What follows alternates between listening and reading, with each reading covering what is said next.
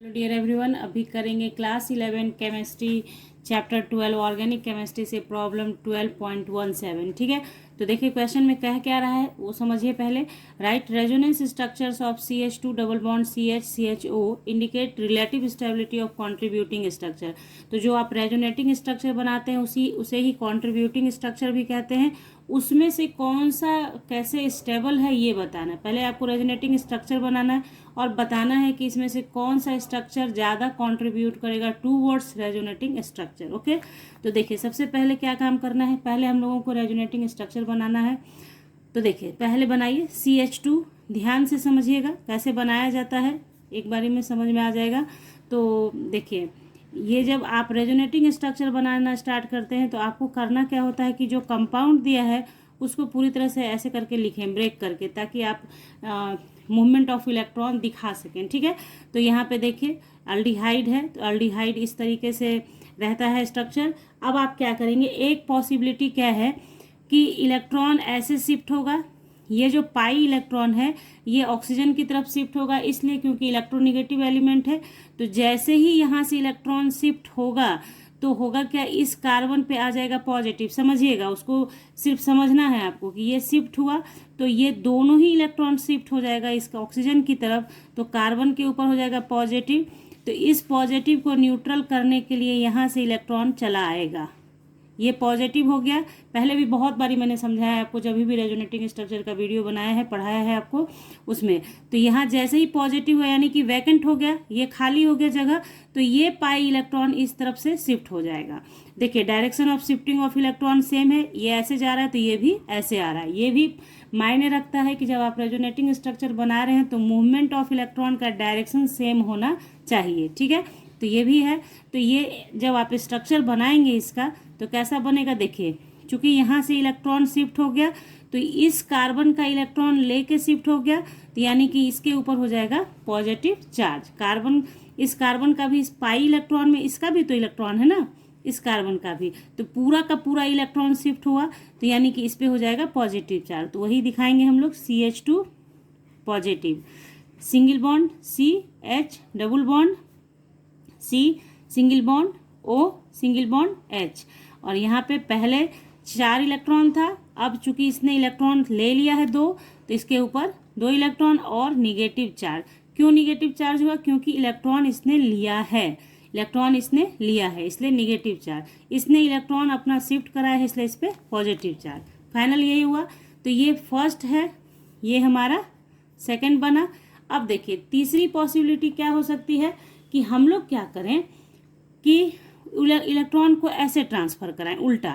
ठीक है, ये भी कर सकते हैं हम लोग, तो वो करेंगे और उसके बाद देखेंगे। ठीक है, तो देखिए नेक्स्ट क्या कर सकते हैं हम लोग। देखिए अब इस एक बारी ऐसे शिफ्ट कराए इलेक्ट्रॉन को, अब आप क्या करेंगे, इसी इलेक्ट्रॉन को हम लोग इस डायरेक्शन में शिफ्ट कराएंगे। तो देखिए सबसे पहले क्या होगा, इस डायरेक्शन में जैसे ही शिफ्ट होगा इसके ऊपर ये जो पाई इलेक्ट्रॉन आप देख रहे हैं यहाँ शिफ्ट हो गया। ठीक है, तो इसके ऊपर क्या हो जाएगा हमारा निगेटिव चार्ज विथ इलेक्ट्रॉन, क्योंकि इसने इलेक्ट्रॉन लिया है, इसने क्या किया, इलेक्ट्रॉन लिया। ठीक है, अब आप समझिए जैसे ही यहाँ से ये इलेक्ट्रॉन शिफ्ट हुआ तो ये निगेटिव हो गया, तो इस कार्बन के ऊपर क्या आ जाएगा, पॉजिटिव चार्ज। इस पॉजिटिव को न्यूट्रल करने के लिए ये वाला जो इलेक्ट्रॉन आप देख रहे हैं ना, ये इलेक्ट्रॉन शिफ्ट होगा इसके तरफ, ये इलेक्ट्रॉन शिफ्ट होगा इसके तरफ। देखिए ध्यान से समझिए, ये जो पाई इलेक्ट्रॉन देख रहे हैं ये कार्बन के तरफ शिफ्ट होगा। तो कैसा हो गया, देखिए CH, फिर से क्या हो जाएगा, चूंकि ये इलेक्ट्रॉन इसके तरफ शिफ्ट हो जाएगा तो यहाँ पे डबल बॉन्ड बन जाएगा, एक पॉजिटिव एक निगेटिव से एक बॉन्डिंग बन जाएगा, तो फिर से बॉन्डिंग बन गया। और चूंकि यहाँ पे ऑक्सीजन का इलेक्ट्रॉन शिफ्ट हुआ किसके ऊपर, कार्बन के ऊपर, तो ऑक्सीजन ने अपना इलेक्ट्रॉन दिया ना, तो ऑक्सीजन के ऊपर क्या हो जाएगा हमारा पॉजिटिव चार्ज। समझिएगा, अगर कहीं कोई परेशानी हो जाए, आपको नहीं समझ में आए, तो आप लोग कमेंट सेक्शन में बताइएगा, ताकि उस प्रॉब्लम को किसी दूसरे क्वेश्चन के जब बताऊंगी उस टाइम देख के उस तरीके से बताया जाएगा, ताकि आपको कोई प्रॉब्लम रह नहीं जाए। कोशिश यही है कि आप समझिए, नहीं होगा तो इसको मैं यहाँ पे बता दूंगी। अभी देखिए ये ऐसा हो गया, ये तो ये बन गया, ये थर्ड नंबर। अब इसके अलावा पॉसिबिलिटी नहीं है। देखिए ये बना कैसे था, इसको रफली आप समझ सकते हैं, यहाँ पे समझिएगा इसको। देखिए कैसे कैसे हुआ, ये इलेक्ट्रॉन शिफ्ट हुआ, तो ये इलेक्ट्रॉन शिफ्ट हुआ, तो यहाँ पे इलेक्ट्रॉन इसके ऊपर निगेटिव चार्ज चढ़ा दिया, ठीक है। अब ये समझने का क्या था कि यहाँ से इलेक्ट्रॉन शिफ्ट हुआ तो इसके ऊपर हो गया पॉजिटिव चार्ज, इस कार्बन के ऊपर। अब यहाँ देखिए, इस पॉजिटिव को न्यूट्रल करने के लिए ये जो ऑक्सीजन और यहाँ जो आप देख रहे हैं ना पाई बॉन्ड, इसको ऐसे शिफ्ट कराया, ठीक है, शिफ्ट कराया, ऐसे शिफ्ट कराया। तो शिफ्ट कराया तो पूरा पूरा इलेक्ट्रॉन उठ के इसके पास आ गया, यानी पाई इलेक्ट्रॉन, तो इसके ऊपर हो गया निगेटिव चार्ज। तो ये पूरा वैकेंट है और इसके पास लोन पेयर इलेक्ट्रॉन हो गया, यानी 2 इलेक्ट्रॉन इसके पास हो गया। तो ये दोनों मर्ज होकर बॉन्डिंग कर लिया। तो ये चूंकि यहाँ का जो इलेक्ट्रॉन शिफ्ट हुआ, ये इसमें किसका कॉन्ट्रीब्यूशन था, ऑक्सीजन का भी था, इसका भी था। तो ऑक्सीजन ने पूरा इलेक्ट्रॉन दे दिया, इसके कारण इसके ऊपर क्या हो जाता है, पॉजिटिव चार्ज। यानी जहां से इलेक्ट्रॉन शिफ्ट हो गया वहां पॉजिटिव, जिसके पास चला गया वहां निगेटिव, ठीक है। तो यहाँ पे देखिए, इसके ऊपर निगेटिव रह गया और इसके ऊपर ये रह गया। तो यही इसी तरीके से इसको यहाँ पे किया गया।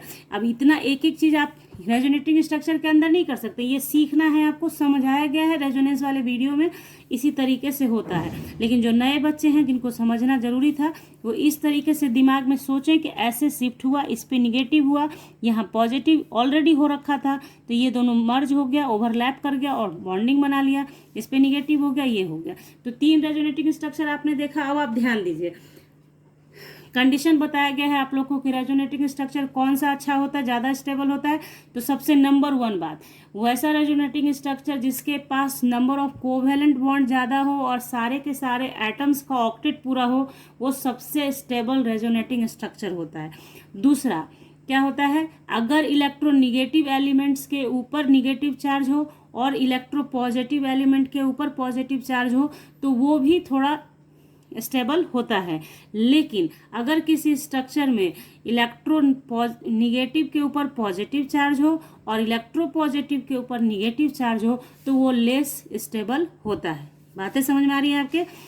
यहाँ पे सबसे नंबर फर्स्ट क्या हो जाएगा, स्टेबिलिटी ऑर्डर। जब आप देखेंगे तो यही आपसे पूछ रहा है कि स्टेबिलिटी ऑर्डर बताएं। तो स्टेबिलिटी ऑर्डर में सबसे पहले कौन आ जाएगा, फर्स्ट आ जाएगा, फिर सेकंड आ जाएगा, फिर थर्ड आ जाएगा। तो फर्स्ट क्यों हुआ, क्योंकि maximum number of covalent bond and each atom have complete octet। Reason आप समझ गए क्या था? पहला स्टेबल क्यों है, क्योंकि इसके पास maximum number of covalent bond है और सबका कंप्लीट है ऑक्टेट। सेकंड नंबर में क्या हो जाएगा, लिखेंगे हम लोग negative charge on more electronegative, आप मोर लिखें या सिर्फ लिखें negative charge on electronegative element and positive charge on electro positive element, that is carbon. ठीक है, ये रीज़न होता है। ये सब, ये जो रेजोनेटिंग स्ट्रक्चर जिस टाइम आपको पढ़ाया था उसमें बताया था कि कौन कौन सा स्टेबल होगा, उसकी पहचान कैसे करते हैं, उसका ये सब उसमें था कंडीशंस। ठीक है, तो पहला आपने देखा, दूसरा क्यों स्टेबल है, इस वजह से स्टेबल है, इलेक्ट्रो पॉजिटिव एलिमेंट। ओके, उसके बाद थर्ड नंबर पे तो आपने समझ ही लिया, लिखने की जरूरत ही नहीं है कि इलेक्ट्रो आपके ऑक्सीजन के ऊपर पॉजिटिव चार्ज है, यानी कि इलेक्ट्रोनिगेटिव के ऊपर पॉजिटिव है, इलेक्ट्रो पॉजिटिव के ऊपर निगेटिव है, जस्ट अपोजिट है, इसलिए ये लेस स्टेबल हो गया। आई होप आप समझ गए क्या करना है, कैसे करना है, कैसे बनाना है। तो ये क्वेश्चन अगर आपने कर लिया तो कंडीशन भी आपने सीख लिया, बनाना भी आपने सीख लिया। तो चलिए, अगर आपको समझ में आ गया है बच्चों तो कमेंट सेक्शन में बताया करें कि हाँ मैम समझ में आ रहा है, अच्छे से समझ में आ गया, आप कोई प्रॉब्लम नहीं है बनाने में। तो लाइक कर दीजिएगा, वीडियो को शेयर कीजिएगा अपने फ्रेंड के साथ ताकि उनको भी समझने में आसानी हो जाए, और सब्सक्राइब कर लीजिएगा चैनल को ऐसे ही वीडियोज़ के लिए विथ बेल आइकन, ताकि जैसे ही वीडियो डालूँ तो आपके बेल बजे और आप आके क्लास को ज्वाइन कर सको और आप उसे देख सको। तो मिलते हैं आपसे नेक्स्ट क्लास में, तब तक के लिए bye, thank you, take care, have a nice day बच्चों।